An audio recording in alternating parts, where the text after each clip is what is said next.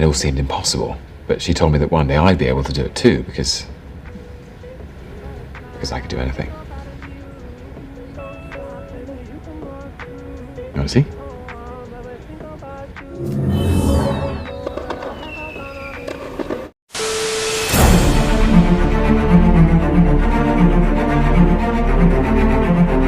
Hey guys, it is Tristan with Nerdouts Newsstand, and I did go over in detail the first 2 episodes of Loki. Now, I did not get 3, 4, and what we're going to mostly talk about today, which is 5.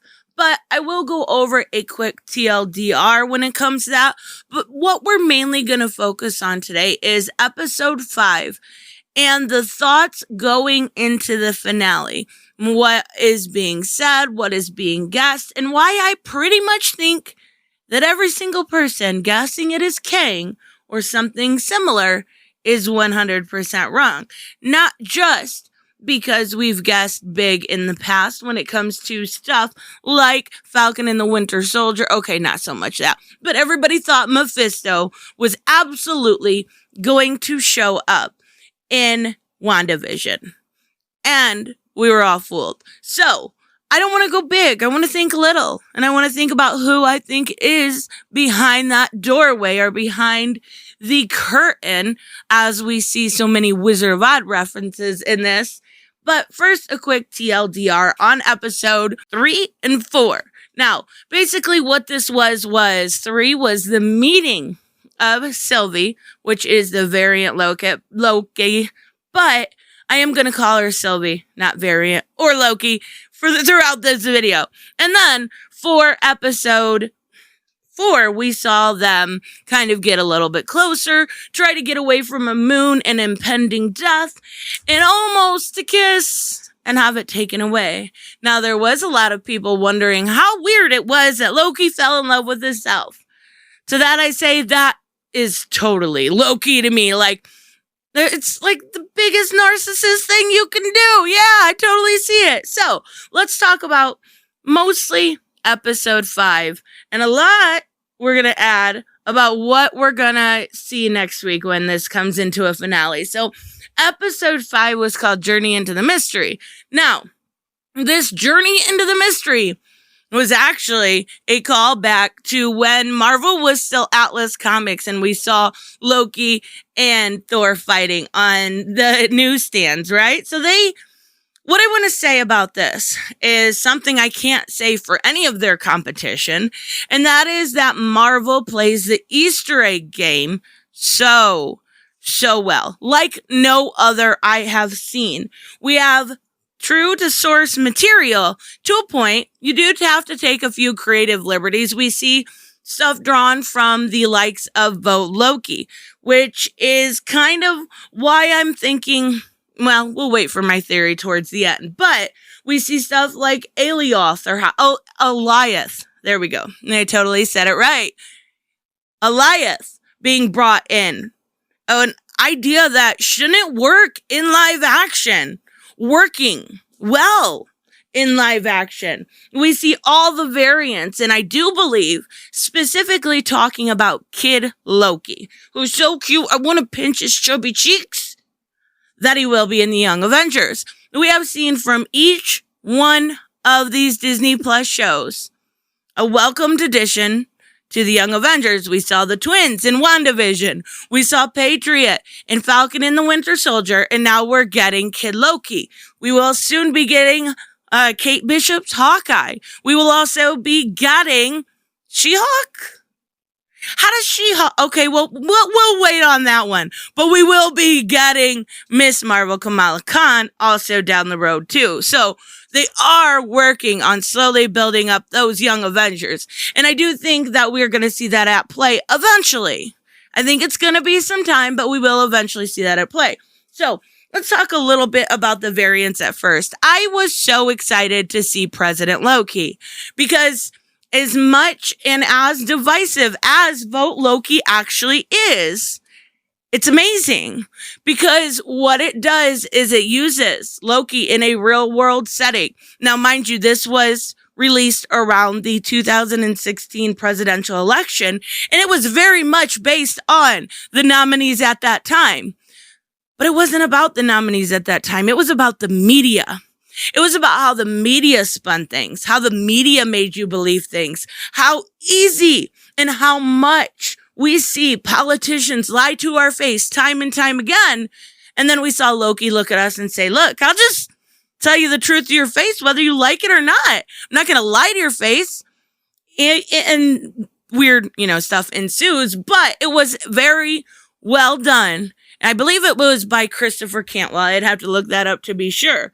But seeing President Loki as a variant was very, very cool. There was some variants that were pulled back from the second episode that you saw, but a lot of them were relatively new, right? But we did get to see Throg. I love it. And it even had the number of the issue right on the little bottle that he was contained in. I believe it was 376. We also got to see Old Man Loki. Wonderfully done. Now, I knew probably, I kind of figured with as big, he was a bigger actor, that he was going to be the martyr because I knew there was no way we were going to see Kid Loki die. And when he was, it was kind of one of those moments that yep, you got your glorious purpose. I just wanted to, I don't know, old people are so cute. So there's also a really cool Easter eggs. This whole episode was spread with Thanos copters calling back from the comics. We see Yellow Jacket's mask in there, which is kind of goes along with one of the theories we'll get in a minute. And you see so much. You see Polybius, however you say it, Polybius, which was, I don't even know, honestly, if it was a real video game in an arcade, but it's kind of been long thought that it was something that they used in arcades, the CIA did, to control and mind control the youth of this generation, or rather, the generation that still had arcades, right? So we also see really cool stuff in history, which I mentioned before. We had D.B. Cooper. He was D.B. Cooper. What a perfect explanation. But they brought in USS Aldrich, which was the Philadelphia experiment. And we saw stuff like them being sent there. And if you look up the Philadelphia experiment, again, craziness around it.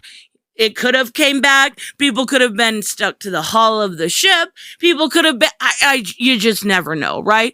And I love how they include those real tidbits of mystery in our history. Oh, I did not mean that to rhyme. That are really interesting and are still unanswered. We also seen something in the background when we're looking at the USS Aldrich, I believe it was in that scene, of the living tribunals. And the living tribunals really haven't, or the living tribunal hasn't really been introduced into the MCU yet, but it is known in the DCU that it basically controls all, right? And it's connected in with that timeline. So I really enjoyed every step of this show so far. I thought I liked the other two. This one blows those two out of the water. It is much better than Falcon and Winter Soldier, especially if you want to take a step away from some of the more political divide in this country. It is much better than WandaVision because, Tom Hiddleston, what can I say? So let's talk theories just a little bit here because I've seen a bunch going around and I'll tell you what I think it is because I don't think any of them are right. First off, it could be Miss Minutes. That would be kind of crazy, right? But I don't see that being actually something that was such a little role and nothing that was tied in to the comics, right? So we're going to go right to the next one, the quantum realm. And that's why I said earlier, talking about Yellow Jacket's helmet, that maybe it tied into the quantum realm. And that could very well be. But I still don't buy it because we're talking about a scope of something much larger. So the bigger scale kind of bad guys are Dr. Doom after this last episode and the castle or mansion that we saw when it was opened up and we got to see what was behind Elias. And then, Kang. Now, the reason I would love to actually know that it was Kang, maybe it's going to bring us into Ant-Man 3. Maybe. But more than likely, it's not Kang because that's too big. You're thinking too big. Kang is going to be a bigger villain overall. Maybe he's the one holding the puppet strings, but as far as we see now, Renslayer doesn't even seem to know what is going on. So here's my theory, and it's pretty easy to come up with. It's a variant Loki. It is a Loki that we have yet to see and has taken over this area, who has created the TVA to be the one and the true Loki. And we look at, I believe it is the mid-season trailer. I think it's that one. I'll put a picture up on the screen so you can see it. There is a couple scenes left that we have not seen yet. Not many, but there's a couple. And one shows us a Loki with people around him, unknown people around him, that is clearly a king of something. That is our ticket. That picture right there explains what we're going to kind of see here. So I'm curious if that is as simple as it is, and it really doesn't tie into much. Are we going to see a rebirth? Are we going to see something like that? Now, I have a theory that I hope it is. And I hope that the hero of all of this is going to be love. I don't think that is it. A lot of times within the MCU, really the main villain is love, right? A lot of times we don't get to see those stories play out. And maybe Loki falling in love with himself and actually being able to be with himself will create the multiverse of madness. Maybe it is the key in creating and making everything go crazy. Because if you remember back from episode 3, the way they were able to actually find them was through them almost kissing. And it created a massive splinter off the timeline, a Nexus event. Well, them, having a baby or getting married or something like that would cause a multiverse of madness. You never know. But I still think it's Loki behind the curtain.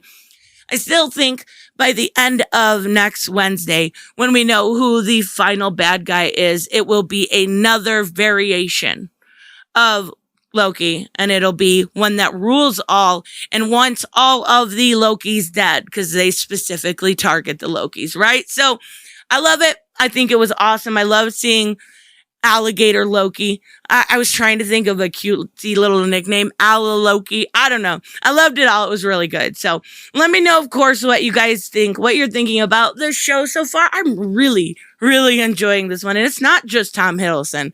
It's really good. They're putting in the work, and you can tell. So I will see you guys in the next one. Bye-bye.